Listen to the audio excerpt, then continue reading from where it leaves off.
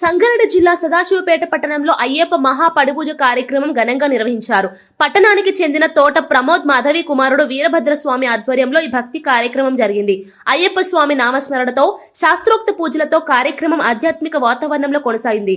ఈ మహా పడిపూజలో సుమారు 150 మంది అయ్యప్ప భక్తులు పాల్గొన్నారు. స్వామివారికి ప్రత్యేక పూజలు నిర్వహించి అనంతరం తీర్థ ప్రసాదాలు స్వీకరించారు.